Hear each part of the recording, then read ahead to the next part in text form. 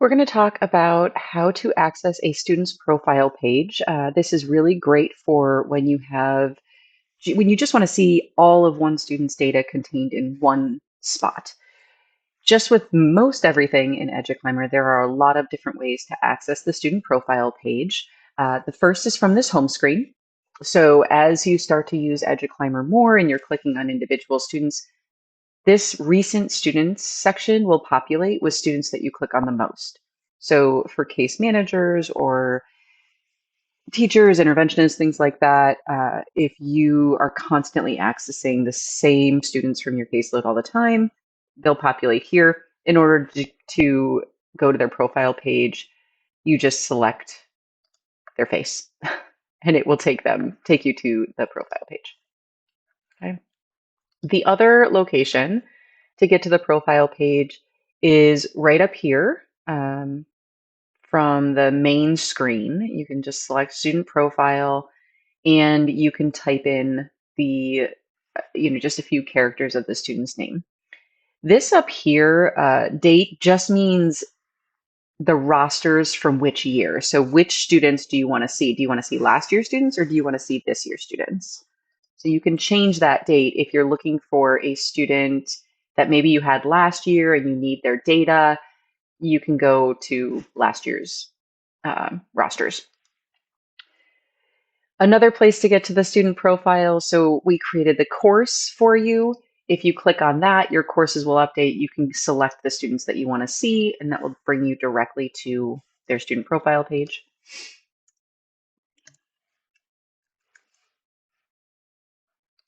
We're going to go into a student's profile page right now.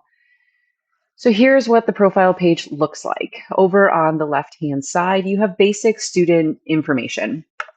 So just a snapshot of who this student is. You can access their student data. This is information like their demographic data or just a list of their scores and what assessments they have in the system. Attachments, right now we're using the attachments. If a student has an SSP from the past year, it's downloaded as a PDF and we've attached it here.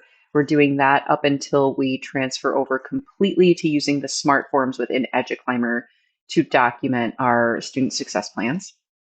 And assigned staff is a really neat feature for if you have a student who has a large team of people that work with them, you can notify other people about who's on that student's team by assigning staff to them.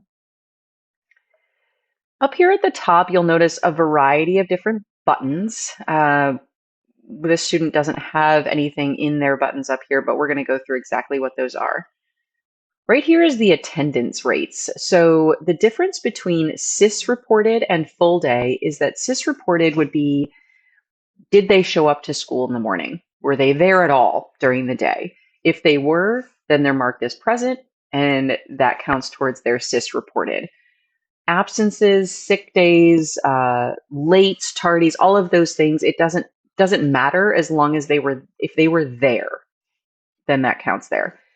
The full day rate, however, that counts students coming in late, students leaving early, if there was a field trip, basically anything that takes a student away from their classroom experience is counted against them here.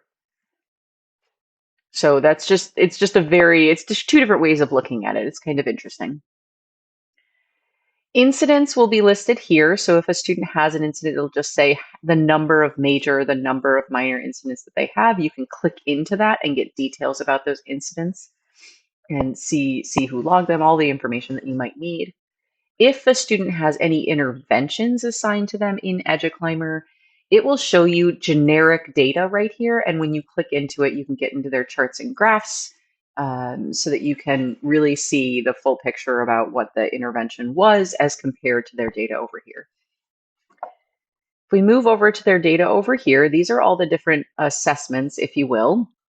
When it says domain at the end, that's coming over from our PowerSchool. Those are our grades. So there's language, there's reading, there's writing, and so on.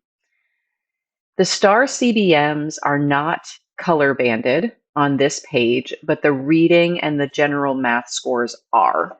So if you wanted more information, you could click into there and you can get that information and find out what kind of color they're at, where they fell within the color band. As you scroll down, you'll notice it says behavior.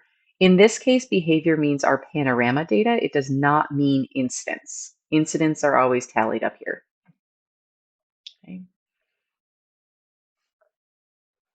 As you scroll up, if I were to click into one of these, you can see growth data.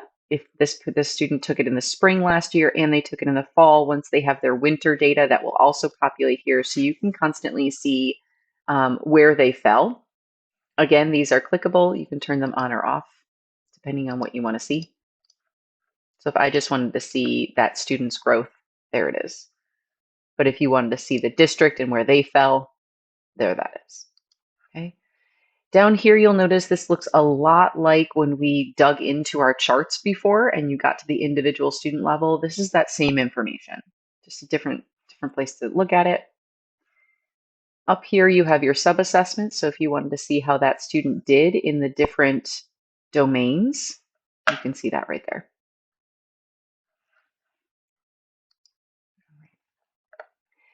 This button right up here is pretty cool. If you click on that, it is going to show you your historical data across all of those assessments that that student has taken.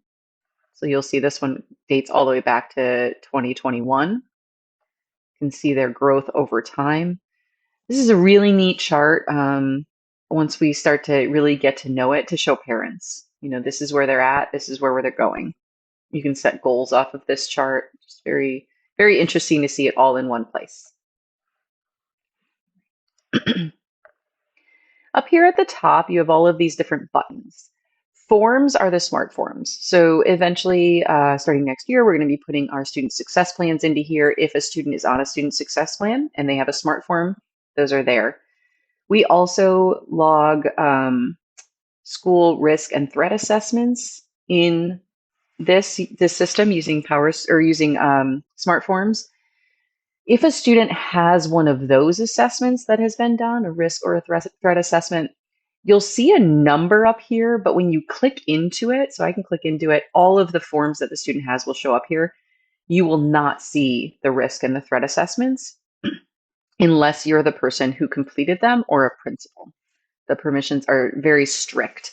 So if you had a student who had a risk or a threat assessment, you can't access the assessment. However, you would be able to see the action plan that was developed from that risk or threat assessment, right? So you want to know what are we going to do about it? That's really what's important at that point. So those would populate here, but you would not see the actual risk or threat assessment. You can create smart forms from here and assign them to a student if you would like.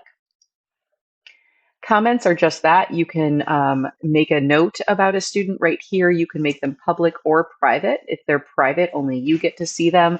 If they are public, it does not mean public open to the community. It really just means public, meaning anybody who has access to the student in EduClimber will be able to see those comments.